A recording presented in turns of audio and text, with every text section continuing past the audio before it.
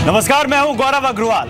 Rio Olympic का आगाज 5 अगस्त को हुआ था, लेकिन 11 तारीख तक भारत की झोली मेडल से महरूम थी। 120 खिलाड़ियों का भारतीय दल रियो ओलंपिक में हिस्सा ले रहा है। भारत के लिहाज से रियो ओलंपिक में कुछ खेलों में भारत निराश हुआ है, तो कुछ खेलों से देश को मेडल मिलने की अब भी उम्मीद है। लेकिन ऐसा क्यों है कि भारत ओलंपिक गेम्स में सोना जीतने में उस लेवल पर नहीं पहुंच पाता जहां हिंदुस्तान को होना चाहिए? क्या कमी रह जाती है देश, खेल और खिलाड़ियों में?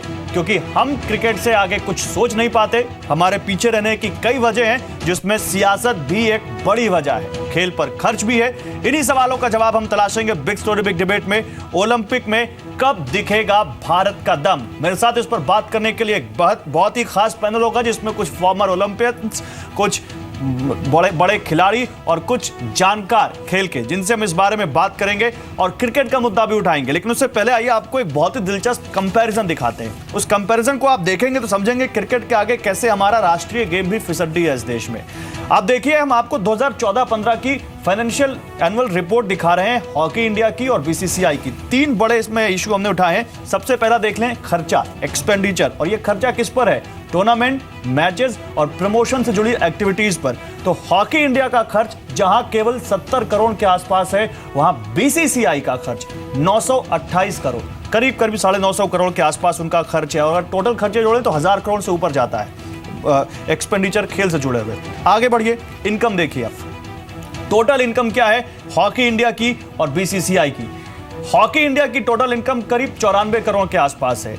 बीसीसीआई की टोटल इनकम यहां पर है 1266 करोड़ रुपए। तो यह बताता है कि हमारे देश में क्रिकेट को लेकर कितनी दीवानगी है और किस तरह से क्रिकेट का जुनून लोगों के सिर पर चढ़ के बोलता है, और वो उस पर पैसे भी किस तरह से फेंक रहे हैं। आगे देखिए, तीसरा इशू है कैश एंड बैंक बैलेंस का। एक बहुत बड़ा इशू ये भी है कि आप सोच सकते हैं कि हमारे देश की जो बॉडीज हैं स्पोर्ट्स से जुड़ी हुई, उनके पास आखिर पैसा कितना और कितना वो खर्च कर सकते हैं। तो 14 से 15 करोड़ के आसपास इनके पास कैश एंड बैंक बैलेंस है हॉकी इंडिया के पास, जबकि बीसीसीआई करीब 2200 करोड़ के आसपास उनके पास बैलेंस है। अब सोचिए कि आखिर कैसे हॉकी या दूसरा खेल इस देश में आगे बढ़ेगा। और फिर हम जब ओलंपिक में उनसे, अपने खिलाड़ियों से, जब वो इतनी मेहनत करके, इतना खून पसीना बहाकर वहां पर मेहनत कर रहे हैं, हम उनसे उम्मीद लगा के बैठते हैं, तो फिर जहन में आता है कि खिलाड़ी भी मेहनत कर रहा है और देशवासी भी उनके साथ हैं, तो आखिर मेडल आ क्यों नहीं पा रहा है? इसी पर बात करेंगे कि आखिर ओलंपिक में कब दम दिखेगा। मेरे साथ इस पर बात करने के लिए कुछ खास मेहमान है। मेरे साथ सुरेंद्र खन्ना, फॉर्मर क्रिकेटर। मेरे साथ इस वक्त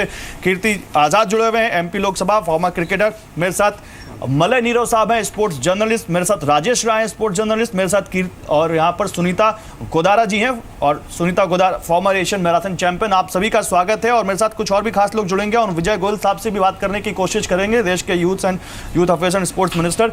लेकिन सबसे पहले मलय नीरव, मैं आपके पास आऊंगा। मलय नीरव, हमने देखा है माइकल फेल्प्स एक अकेला खिलाड़ी 25 मेडल लेके बैठा है, और हम 125 करोड़ के देश, जहां 26 मेडल आज तक ओलंपिक हिस्ट्री में हम आज टिल नाउ हम काउंट करें तो आते हैं, उसमें भी अगर गोल्ड मेडल्स देखें तो हमसे कहीं आगे। आखिर क्या आपको लगता है बेसिक रीजन, क्या रूट कॉज है जिस वजह से ये हालत है आज ओलंपिक्स में हमारे देश की? देखिए, पहली बात तो ये है कि इस बार ओलंपिक में जो 118 लोगों का दल गया है, 118 खिलाड़ियों का, ये अपने आप में एक बड़ी बात है। इसलिए हम पदक की उम्मीदों से ही उनके प्रदर्शन को न तोलें। हम ये भी देखें कि अगर 118 वहां गए हैं तो लॉटरी का टिकट पाकर नहीं गए हैं, उन्होंने अपनी जगह अर्जित की है, उन्होंने वहां पहुंचने के लिए मेहनत की है। एक बात। दूसरी बात, अगर गए तो क्यों नहीं चमक पाए? ना चमक पाने का कारण अगर हम तलाशते हैं तो अगर आपको मैं एक एग्जाम्पल दूं कि दुती चंद को ओलंपिक्स में रियो जाने के कुछ हफ्ते पहले तक वो जूते नहीं थे जो वो जूते खरीदना चाहती थी। उनको ये उम्मीद थी कि कोई उन पर दया करके उन्हें एक जूता दे दे, एक जोड़ा, ताकि वो उस प्रकार से दौड़ पाएं जिस प्रकार से बाकी खिलाड़ी उसमें दौड़ेंगे। आपको ये भी पता होना चाहिए। उसके बाद हम उनसे अगर गोल्ड या सिल्वर मेडल की उम्मीद लगाएं तो शायद हम ही उनसे कहीं ना कहीं धोखा कर रहे हैं। और उसके बाद इस देश के आलोचकों को देखिए, जो सोशलाइट्स हैं, वो ये कहते हैं कि वो सेल्फी के लिए वहां गई हैं, सेल्फी खिंचवाने गए हैं खिलाड़ी। कितने शर्म की बात है। और शर्म की बात यह भी है कि सिर्फ ओलंपिक शुरू होने के बाद या शुरू होने के ठीक पहले हमें उनकी याद आती है जिनके बारे में हम सोचते हैं कि ये खेल भी हैं ना, भी हैं। जब जबकि ओलंपिक में हम उम्मीद करते हैं पदक पाने की। कहां हम पिछड़ते हैं? बड़ी सिंपल सी बात है, जो हमारे खेल महासंघ और महासंघ और उनके अधिकारी जो चौधरी बैठे हुए हैं, उन इस घर को आग लग गई घर के चिराग से। उन्होंने इस खेल को इस कदर, इन खेलों को इस कदर नेग्लेक्ट किया है। लोएस्ट प्रायोरिटी खिलाड़ी पे हाथ रख दिए मतलब नीरव साहब। मेरे साथ सुनीता गुदारा भी हैं, उनसे भी बात करूंगा। सुनीता गुदारा साहब, आपने तो जब ये एशियन मैराथन जीती होगी तब तो शायद इतनी सुविधाएं भी नहीं सोची होंगी आपने कि मिलेंगी। जो बात मल्ल नीरव कह रहे हैं उसी को आगे बढ़ाते हुए, क्या तब से अब तक देश में कुछ बदला है या वैसा ही सब कुछ चल रहा है? कुछ भी नहीं बदला है। मैं 30 साल पहले जो देखती थी और अभी अगर मैं एथलेटिक्स की बात करूं और मैराथन की बात करूं तो मैराथन्स तो बहुत बढ़ गई हैं, लेकिन जो नेशनल कैंप में खिलाड़ी रहते हैं, जो फेडरेशन की छत्रछाया में रहते हैं, वो इतने डरे हुए रहते हैं। उनको जिस तरह से उनके साथ में व्यवहार होता है वो तो आप छोड़ ही दीजिए। अब उस समय भी मुझे हाई कोर्ट जाना पड़ा था अपने एशियन गोल्ड मेडल के जो खिताब कैश अवार्ड मिलता है वो फेडरेशन फॉरवर्ड नहीं कर रही है। और अभी भी ये हालत होती है कि फेडरेशन को अगर किसी खिलाड़ी को बुलाना है, चाहे वो नेशनल कैंप में बहुत अच्छी तैयारी कर रहा हो, लेकिन नहीं, उसको कहीं और बुलाना है तो वो रेलगाड़ी से बैठ के जाएंगे। जैसे आपने सुना होगा अंजू बॉबी जॉर्ज फ्लाइट में चली गई तो उसके ऊपर ऑब्जेक्शन हो गया। मतलब कोई जो सुविधाएं हैं यही जानने की कोशिश करते हैं। मैम, मेरे साथ रियो डी जेनेरो से मेरे सहयोगी अदिति त्यागी लाइव जुड़ रही हैं वहां से। अदिति, हम प्राउड कर सकते हैं कि इस बार हमने लार्जेस्ट टीम भेजी है ओलंपिक्स में और हमारे 118 प्लेयर्स वहां पर जी जान लगा रहे हैं अपने देश के लिए। प्राउड मोमेंट वहां पर अभी भी है और एक मेडल जीतने के लिए वो वहां पर खून पसीना बहा रहे हैं। लेकिन अदिति, बात यहां पर साफ है कि किस तरह से देश में आज भी इंफ्रास्ट्रक्चर देखें और सुविधाएं देखें तो क्या नजर आता है आपको दूसरे देशों के खिलाड़ियों के कंपेरिजन में भारतीय खिलाड़ियों के पास जो सुविधाएं हैं, और क्या दिखता है आपको कि आखिर क्या प्रॉब्लम है कि ओलंपिक्स हम क्वालिफाई कर रहे हैं लेकिन फिर भी वहां जाकर मेडल के नाम पर हमारा हाथ खाली अभी तक? गौरव, जैसे कि आपने खुद कहा, हम प्राउड फील कर सकते हैं। लार्जेस्ट कॉन्टिंजेंट इंडिया ने भेजा है और इतना लार्जेस्ट कॉन्टिंजेंट है, इतना बड़ा कॉन्टिंजेंट है कि आप देख सकते हैं मुझे आपके साथ बस से जुड़ना पड़ रहा है क्योंकि हम एक वेन्यू से दूसरे वेन्यू की तरफ भाग रहे हैं। सुबह आर्चरी से स्टार्ट किया था, उसके बाद बैडमिंटन में गए थे, अभी हॉकी में भी हमें रिएक्शन लेने के लिए जाना है और सैडली अनफॉर्चुनेटली हॉकी टीम हार गई।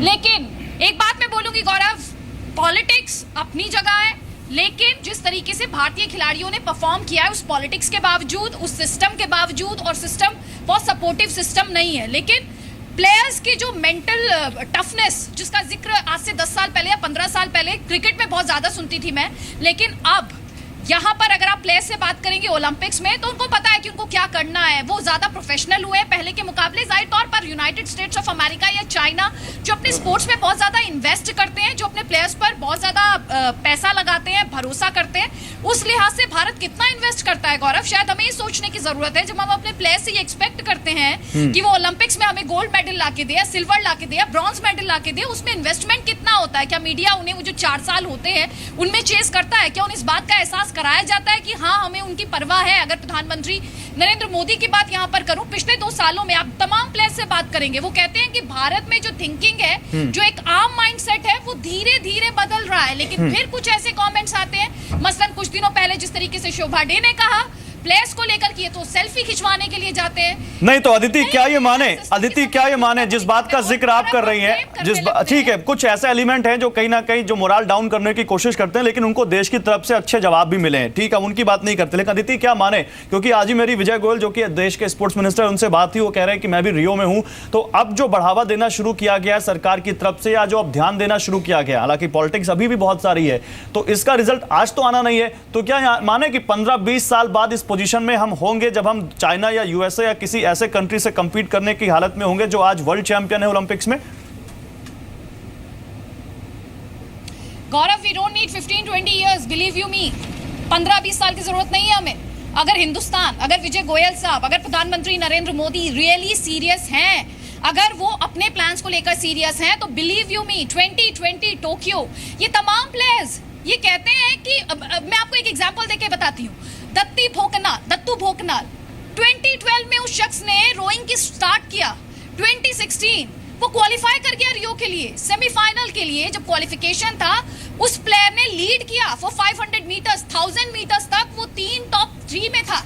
अंदाजा लगा लीजिए, अगर आप प्लेयर्स को अभी से इन्हीं ओलंपिक से आप तैयारी करेंगे 2020 की। यकीन मानिए आप, प्लेयर्स से आप बात कर लीजिए, उनके कोचेस से आप बात कर लीजिए, उनके फॉरेन कोचेस से आप बात कर लीजिए, वो कहते हैं कि 2020 इंडिया के लिए नए तरीके का ओलंपिक होगा। अगर आप सीरियस हैं, आपको अर्जेंसी दिखानी होगी।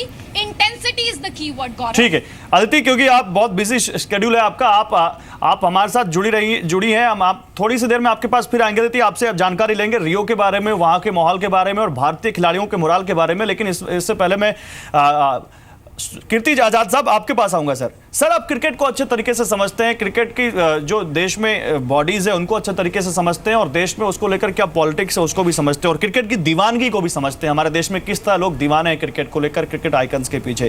क्या सर इसको हम जिम्मेदार ठहरा सकते हैं कि हमने क्रिकेट के अलावा किसी खेल पर ध्यान ही नहीं दिया, या दिया तो बहुत देर से दिया और अभी भी बहुत सारे खेलों पर वाकई में ध्यान नहीं है, इस वजह से आज हमारा ओलंपिक्स या दूसरे प्लेटफॉर्म पर यह हाल है? सर आशु,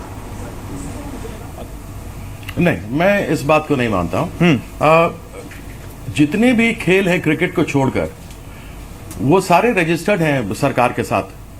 बोर्ड रजिस्टर्ड नहीं है सरकार के साथ और सरकार से पैसे भी नहीं लेता। ये बात वो हमने दिखाया सर कि बोर्ड रजिस्टर्ड ना होने के बावजूद किस तरह से कुबेर बना बैठा है और किस तरह से हमारे रजिस्टर्ड बोर्ड लोग हैं, रजिस्टर्ड बॉडीज का क्या हाल है। ठीक है सर, बोलिए आप। यदि आप मुझे बोलने देंगे तो मैं बोलूंगा, नहीं तो मैं आपकी बात सुन रहा हूं, मुझे बहुत इंटरेस्टिंग लग रही है। नहीं बोलिए। बोर्ड के पास पैसा है, वह डायरेक्टली नहीं है। तभी आपने देखा है कि लोधा कमेटी के रिकमेंडेशंस थे, हमने उसको सपोर्ट किया था बिशन सिंह बेदी जी के साथ। सुरेंद्र खन्ना जी वहां बैठे हैं, वो भी थे और उन्होंने जजमेंट दी और बहुत ही अच्छी जजमेंट है। अगर क्रिकेट को सुधारना है और दूसरे खेलों को सुधारना है तो लोधा कमेटी के इम्प्लीमेंटेशन बाकी भी इन खेलों में आने चाहिए। नेशनल स्पोर्ट्स डेवलपमेंट बिल 4 सालों से रुका हुआ है, जो कि बहुत सारे मानकों को ऐसा तय करता है जिसमें लोग इतने सालों से बैठे हैं, जो उनको कि कभी कोई खेल से कोई मतलब नहीं है, उन लोगों ने इनको चलाते हैं। मुझे बताइए, अभिनव बिंद्रा तो पहले ही गोल्ड ले चुके हैं, राजवर्धन सिंह राठौर पहले सिल्वर लेकर के आए हैं, मलेश्वरी ब्रॉन्ज लेकर के आई हैं, ऐसे हमारे पास बहुत सारे पीछे हैं। उसका 220, 15 और 20-25 साल से क्या है, आप आज भी 25 गोल्ड ले सकते हैं, 25 सिल्वर ले सकते हैं, 25 ब्रॉन्ज ले सकते हैं। प्रश्न ये है कि उन संस्थाओं को जो चला रहे हैं, एक कैसे ले सकते हैं सर? स्टेट लिस्ट में है, कंकरेंट लिस्ट में नहीं है। सर 6 दिन से हम एक मेडल को तरस गए, आप कह रहे हैं 20 मेडल ले सकते हैं। राज्यों के कैसे ले सकते हैं सर? आप बात ही नहीं सुनेंगे तो मैं नहीं सुनिए, सुन रहा हूं सर, मैं सुन रहा हूं आपकी बात, आप बोलिए। लेकिन सवाल है कि आप जिस बात को कह रहे हैं उस चीज को तो कैसे आप तो क्यों रहे हैं, मुझे बोलने दीजिए ना। नहीं आप बोलिए। मैं आपको मुख्य रूप से बता रहा हूं, मैं आपका समय ले रहा हूं। मुझे टीवी पे बैठने का शौक नहीं है उतना, या शक्ल दिखाने का। यह स्टेट सब्जेक्ट है, राज्यों को उतना अधिक इससे कोई इसको महत्वपूर्ण नहीं समझते हैं। राज्यों में जो एसोसिएशन बने हैं, जो राष्ट्रीय एसोसिएशन बनाते हैं, उनमें जो राज्य के खेल होने चाहिए वो राज्य के खेल नहीं होते। जितने इंडिविजुअल जीतते हैं, अधिकतर जब भी जीतकर वापस आते हैं तो कहते हैं कि मुझे मेरे संस्था की तरफ से कोई मदद नहीं मिली। क्या अभी आपने सोचने का सोचा है? सरकार की तरफ से इंफ्रास्ट्रक्चर वैसा नहीं है जैसा होना चाहिए, लेकिन जो भी इंफ्रास्ट्रक्चर है जिसका उपयोग होना चाहिए वह उपयोग क्या ये संस्थाएं करती हैं? आप मुझे बताइए। तो सर आपसे यही तो सवाल है मेरा, जिम्मेदार कौन है इसका? वहां इसका जिम्मेदार कौन है? देता है सर इसका जिम्मेदार कौन है? इसका जिम्मेदार सामूहिक रूप से सभी लोग हैं, और विशेष करके वो लोग हैं जैसे बीसीसीआई में पैसा खाया जाता है वैसे इन संस्थाओं में पैसा खाया जाता है। आप हॉकी का दिखा रहे थे मुझे, हॉकी पैसे लेती है पब्लिक सेक्टर अंडरटेकिंग से डायरेक्टली अपने लिए, और उसमें से वह कमीशन दे देती है, या कोई कमीशन एजेंट नहीं बैठता है जब पीएसयू के पास कॉर्पोरेट सोशल रिस्पांसिबिलिटी के लिए पैसे लेने जाता है। अच्छा, जो पैसे इनके जैसे आईपीएल में खर्च होते हैं, हॉकी इंडिया लीग में खर्च होते हैं, और वह अलग अलग फ्रेंचाइजी को करना होता है, ये होटल के अंदर करोड़ों रुपए खर्चा करते हैं जो इनका काम नहीं है। चलिए आपकी इस बात पर रिएक्शन ले लेते हैं सर। मेरे साथ जो जाना खेल और खिलाड़ी के लिए चाहिए था वह खेल खिलाड़ियों के लिए नहीं गया। ओके, बड़ी बात आपने कह दी, तो यहाँ पर सीधी सी बात सामने आपकी बात से तो निकल कर आ रही है, करप्शन नहीं सारा बेड़ा गर्क किया हुआ है सर। एक बात और बता दूं, जल्दी बोलिए सर, जल्दी कंप्लीट कीजिए। एक बात और बता दूं, जल्दी एक बात और बता दूं जी। हॉकी की टीम गई थी, उनके पास इक्विपमेंट नहीं थे, उनके पास कपड़ा एक जोड़ी छोड़कर नहीं था। इससे बड़ा दुर्भाग्य और क्या हो सकता है? चलिए, यही तो बात है। यहाँ पर मेरे साथ फॉर्मर ओलंपियन यहाँ पर जुड़ चुके हैं श्रीराम सिंह शेखावत साहब। श्रीराम सिंह शेखावत साहब, आपका भी बहुत स्वागत है सर। और मैं उससे पहले आपके पास आऊँ, रामजीत राय, मैं आपके पास आऊँगा। रामजीत, जो यहाँ राजेश राय साहब, जो कीर्ति आज़ाद साहब कह रहे हैं, आप इससे सहमत हैं? और क्या वाकई करप्शन ने सारा बेड़ा गर्क किया हुआ है? देखिए, सवाल यह है कि फेडरेशंस में करप्शन है या बीसीसीआई में करप्शन है या और फेडरेशंस में क्या होता है, ये एक अलग मुद्दा है। इस पर आप एक अलग पूरी बहस कर सकते हैं कि फेडरेशन उसकी बात नहीं कर रहा। फेडरेशन करप्शन से भरे हुए हैं या नहीं है, ये एक डिफरेंट मुद्दा है। सवाल यहाँ पर है कि हमारे जो 118 खिलाड़ी रियो में उतरे हैं वो क्या कर रहे हैं। क्या किसी ने इस बात पर सवाल उठाया है कि जो खिलाड़ी वहाँ खेल रहे हैं वो अपने बेस्ट परफॉर्मेंस के साथ न्याय कर पा रहे हैं या नहीं कर पा रहे हैं? दीपा कर्माकर का आप एग्जाम्पल ले लीजिए, वो फ्लैट फुट है, चपटा पाँव है, जो जिम्नास्टिक में कभी अलाउड नहीं होता है, लेकिन उसके बावजूद उस लड़की ने अपनी कमिटमेंट से फाइनल का सफर तय किया है। जब वो लड़की तमाम ऐसी शारीरिक बाधाओं के बावजूद फाइनल तक पहुंच सकती है, तो हमारे जो बाकी खिलाड़ी इस समय रियो में खेल रहे हैं, जो अब तक 6 दिन का परफॉर्मेंस रहा है, टॉप शूटर्स, आर्चर्स, इन खिलाड़ियों के प्रदर्शन पर कोई सवाल क्यों नहीं उठाता है? अगर जो खिलाड़ी वहां जाता है, मले जी ने ठीक कहा कि उन्होंने अपनी अचीवमेंट के साथ क्वालिफाई किया है, लेकिन जब आप क्वालिफाई करके वहां ओलंपिक जैसे मंच में पहुंचते हैं, तब आपका प्रदर्शन कहां खराब हो जाता है। कोसोवो जैसे देश का खिलाड़ी गोल्ड मेडल जीत लेता है, लेकिन भारत जैसे बड़े देश का खिलाड़ी मेडल नहीं जीत पाता है। ऐसा क्यों होता है? सरकार पर भी सवाल उठाए जाते हैं, लेकिन सरकार ने, अगर आप देखें, ओलंपिक पोडियम स्कीम तैयार की थी, एक एक खिलाड़ी पर 60 लाख से लेकर 1.5 करोड़ रुपया खर्च किया है। उन्होंने पूरी तैयारी दी है, एक्सपोजर दिया है, ट्रेनिंग दिया, सब कुछ दिया है। अगर उसके बावजूद कोई खिलाड़ी वहां पर परफॉर्म नहीं कर पाता है, तो फिर इसके लिए आप किसको जिम्मेदार ठहराएंगे? चलिए, बड़ा सवाल आप उठा रहे हैं। मेरा सुरेंद्र खन्ना भी है, सुरेंद्र खन्ना के पास आऊंगा, लेकिन उससे पहले अदिति आपके पास आऊंगा। अदिति, ऑफ द रिकॉर्ड आपकी बहुत सारे खिलाड़ियों से बात होती होगी, बहुत सारे वहां पर आज नेशनल हीरोज हैं जो इस वक्त रियो में पार्टिसिपेट कर रहे हैं, उनसे कभी बात हुई? उन्होंने कभी बैड इंफ्रास्ट्रक्चर, पुअर फैसिलिटीज और सरकार की तरफ से खराब सपोर्ट या कम सपोर्ट, इन चीजों का कभी जिक्र किया क्या? गौरव, आपसे पहले जो गेस्ट बोल रहे थे, सॉरी मैं उनका नाम मिस कर गई थी, राजेश राय, परफॉर्मेंस की वो बात करें, दीपा का उन्होंने जिक्र किया था। मैं आपको कल का एक एग्जांपल देकर बताती हूँ। जीतू राय कल वो फाइनल्स में सिर्फ लास्ट 3 शॉट्स की वजह से नहीं पहुंच पाए थे, और उसके बाद जब हमने उनके कोच से बात की, जब हमने खुद जीतू से बात की, तो उन्होंने बड़ी बात ये बोली कि हिंदुस्तान में जो शूटिंग रेंज है, कर्नैल सिंह जो शूटिंग रेंज है, वहां पर तो इस तरीके की कंडीशंस होते ही नहीं है। गौरव, ये जस्टिफिकेशन नहीं हो सकता, लेकिन एक प्लेयर जो कि रियो में कल खेल रहा था, आप यकीन मानिए, मैं जब सुबह उठी, डार्क क्लाउड्स, एक्सट्रीमली विंडी, आप एज अ ह्यूमन बीइंग आपको डिप्रेशन फील होगी। और वो प्लेयर था जो उस समय शूटिंग रेंज में था, उसके आप बाहर की तरफ नजर डालेंगे तो डार्क था, बहुत ज्यादा विंडी था, और उसमें उसको परफॉर्म करना था। ये कुछ ऐसी कंडीशंस थी जिसमें उसको खेलने की आदत नहीं है, वो अपने उस परफॉर्मेंस को कैसे मैच करेगा? तमाम प्लेयर्स, आप अभिनव बिंद्रा को मत भूलिए, अभिनव बिंद्रा के साथ किया हुआ वो बहुत ही अनफॉर्चुनेट था, उनकी बंदूक टूट गई थी, वो जिस स्टैंड पर खड़े थे वो बहुत ही वॉबली स्टैंड था। तो प्लेयर्स के लिए अपनी परफॉर्मेंस मैच करना चाहिए उन्हें, लेकिन हमें ये भी नहीं भूलना चाहिए कि वो किन हालात में, किन कंडीशंस में ओलंपिक्स में compete कर रहे हैं, और क्या हम उन्हें इस तरीके की, यही तो हम आज बात कर रहे हैं अदिति। आप पैसा तो कितना भी लगा दीजिए, लेकिन अगर उस पैसे को आप सही तरीके से नहीं खर्च करेंगे, अगर आप उसे प्लेयर की सही तरीके से ट्रेनिंग के लिए खर्च नहीं करेंगे, उसे सही चैलेंज के लिए तैयार नहीं करेंगे, तो फिर कोई फायदा नहीं है। गौरव, बिल्कुल सही बात आपने जो इथियोपिया जैसे देश हैं जहां पर ऐसे हालात नहीं है कि जहां पर उनको बहुत बड़ी ट्रेनिंग मिल सके। हाँ। ऐसा भी कुछ नहीं है कि वहां पर उनके लिए सरकारें या प्राइवेट सेक्टर बहुत खर्च करता है, लेकिन तब भी वो आते हैं, लॉन्ग डिस्टेंस में दौड़ते हैं और मेडल जीतते हैं। लेकिन अगर यहाँ पर आपको सुविधाएं मिलती हैं, जो उन्होंने जीतू राय का जिक्र किया कि वहाँ कंडीशंस ऐसी थी, तो कंडीशंस नहीं, और इन सब एक चीज मैं कहना चाहूंगा, मैं एक चीज कहना चाहूंगा आप सबसे, एक मिनट, इन सब चीजों को एक मिनट नहीं रहते, मैं आ रहा हूँ आपके पास, या तो अमेरिका में रहते हैं या बॉर्डर जाते हैं। इन सब बातों को करते हुए एक बात हम में से किसी को नहीं भूलनी चाहिए कि हमारे जो प्लेयर्स या हमारे जो एथलीट्स इस वक्त ओलंपिक में हिस्सा ले रहे हैं, उन सब को कहीं ना कहीं हमारे सपोर्ट की जरूरत है, हमारे कहीं ना कहीं हमारी चीयरिंग की जरूरत है और हमें उन सबका रेस्पेक्ट करते हुए बात करनी चाहिए। ठीक है, बैड फैसिलिटीज, बैड सपोर्ट, लेकिन उसके बावजूद उन्होंने ओलंपिक जैसे टूर्नामेंट के लिए क्वालिफाई करते हुए इस वक्त वहां पर देश के लिए जी जान वो लगा रहे हैं। सुरेंद्र खन्ना, इसी बात को बढ़ाते हुए मैं आपके पास आ रहा हूं। सुरेंद्र खन्ना, आपने क्रिकेट में करप्शन को लेकर तो बहुत सारी बातें की हैं सर, और बहुत बार आपने आवाज उठाई है सर, लेकिन क्रिकेट तो अपनी गति से इस देश में बढ़ता जा रहा है। दूसरे खेल इस देश में उस गति से क्यों नहीं बढ़ पा रहे सर? वो स्पीड दूसरे खेलों को क्यों नहीं मिल पा रही?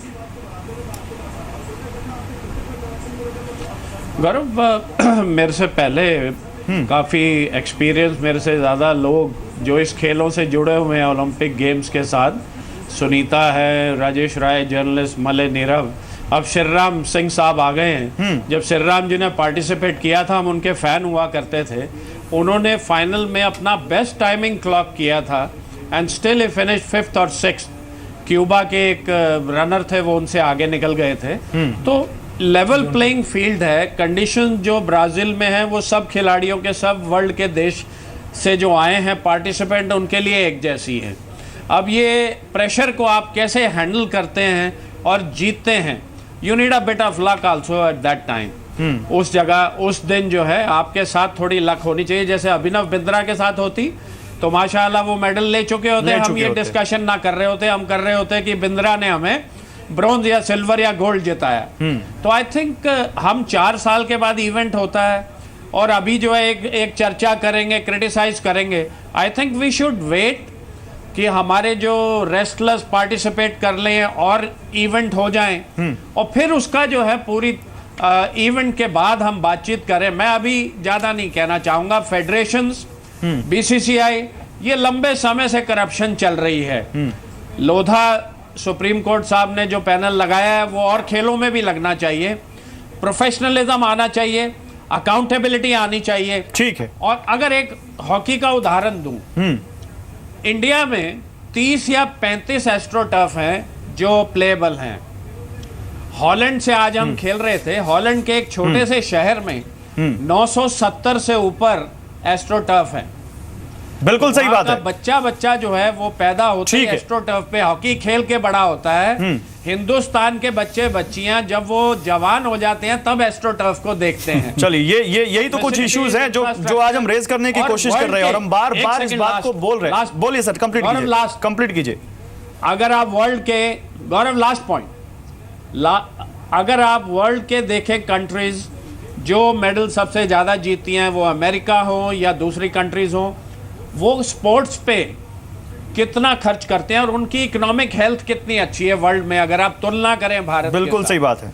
कल एक फुटबॉल प्लेयर इंग्लैंड के अंदर खरीदा गया एक क्लब में 89 मिलियन के अंदर। हमारे पूरे जो है स्पोर्ट्स का बजट नहीं है। बिल्कुल सही बात है सर, यही तो चीजें कहीं ना कहीं हमें दुखी भी करती हैं कई बार, लेकिन उसके बावजूद इस बात को हम बार बार कोट करेंगे, इस बात को बार बार बोलेंगे कि उन सभी खिलाड़ियों को सलाम जो इस वक्त रियो में हमारे देश के लिए जी जान लगाकर लड़ रहे हैं एक मेडल के लिए, और उनकी वहां तक पहुंचने की काबिलियत ही हमारे लिए किसी मेडल से कम नहीं है। लेकिन इसके बावजूद जो रियलिटी है, जो बिटर ट्रूथ है, उसको नकारा नहीं जा सकता।